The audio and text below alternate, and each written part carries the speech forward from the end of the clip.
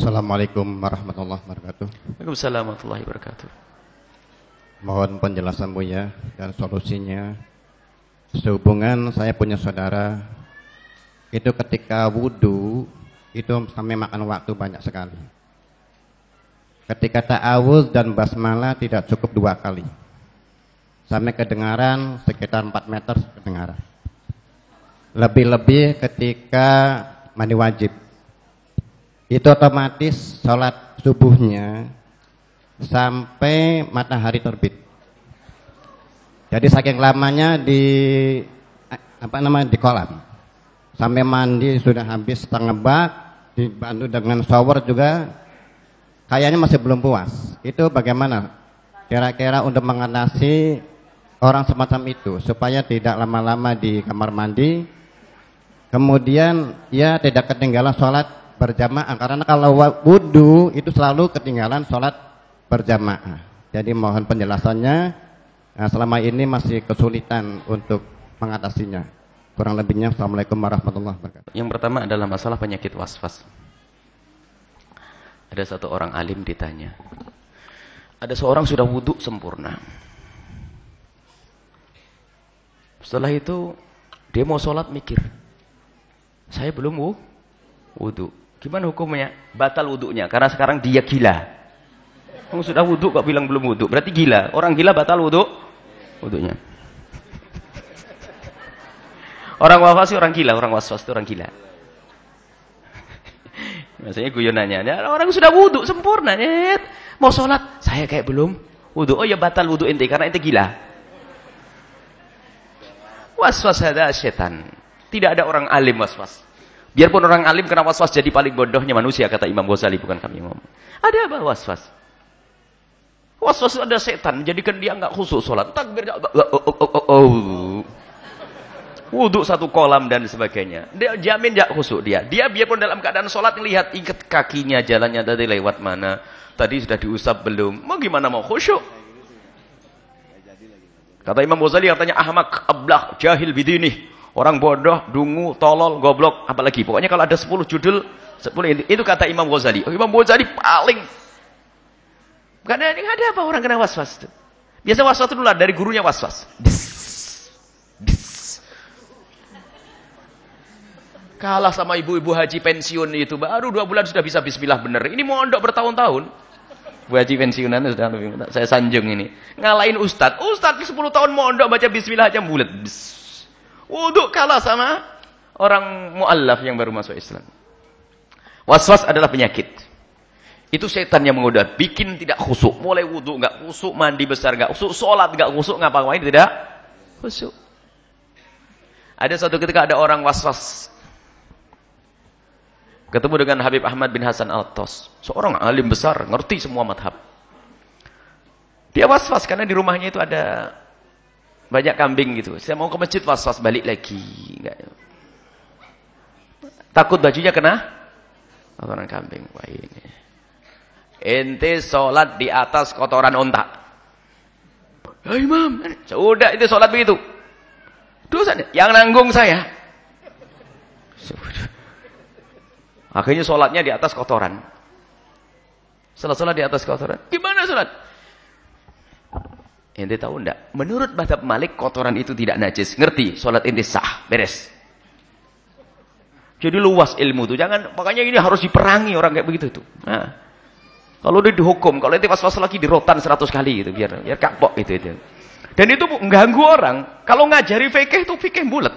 Masalah istishab bin niat, Allah itu harus menghadirkan semua niatnya sampai mabuk. Mbak talinya pakai noleh. Ada marid, sakit. Biarpun alim adalah jadi bahlul, jadi jahil. Saya keras juga gitu, niru Imam Ghazali. Itu ngerusak murid, ngerusak orang ibadah. Orang mau bangun malam, buru-buru mau tahajudan musim dingin. Dia kebayang wuduknya setengah jam. Nggak tahajudan, dijamin dia. Pucet, gemeteran begitu. Wuduk setengah jam. Sampaikan kepada orang seperti itu, kata Imam Ghazali, ente bodoh. Ente goblok. Imam yang lain mengatakan ente gila. Nah, ini betul harus begini, karena untuk ngobatinya harus begini. Kalau tidak keras nggak bisa. Haji wudhu sederhana. Wudhu dengan satu gelas kecil tuh, satu wajah selesai. Jatuh usap wajah, selesai. Istinja kalau dingin-dingin istinja dengan tisu, selesai. Suruh hal-hal begitu dia kalau dia. Jadi perlu dididik. Suruh sholat di atas kotoran unta itu nanti. Adalah orang-orang aneh. Memang itu nular loh ya. Pernah kita masuk satu tempat, imamnya, kiainya itu pakai bismillahnya tuh keras begitu, lambat lagi. Enggak jadi.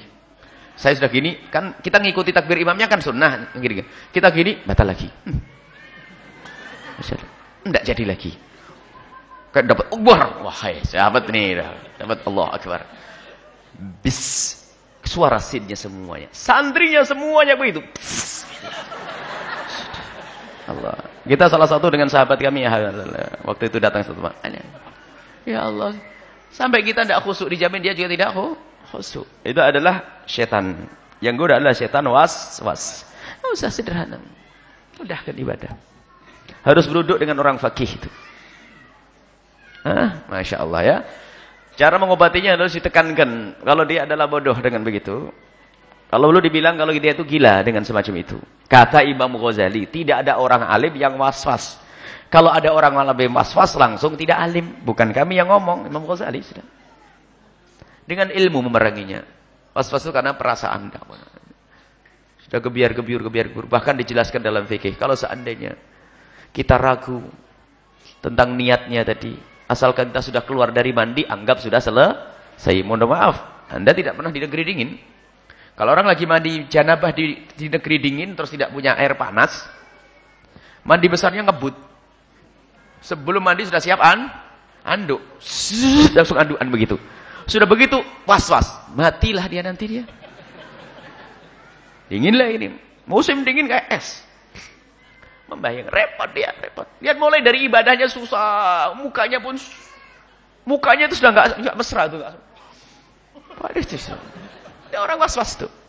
Ini ikut-ikut Imam Ghazali ini. Kenapa kalau saya ngomong begini? Saya cinta kepada yang kena was-was ini. Jangan sampai begitu. Gampang, enteng. Allah istighdarnya, istishabunnya. Istighdarnya adalah mutabaradus salat, niat, maksud salat fardu wajib. Allahu Akbar. Baca Fatihah. Wudu selesai. Wudu dengan air, jelas airnya air suci mensucikan sudah. Kalau ada ragu-ragu sudah selesai. Baik, langsung dilawan saja setan itu. Kalau enggak diturun dan berkembang was-was itu. Berkembang sampai naudzubillah was-was tentang Allah.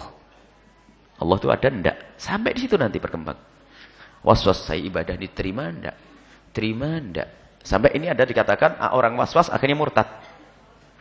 Sebab setiap ibadah dia ngomong, ibadah saya terima enggak? Bener enggak?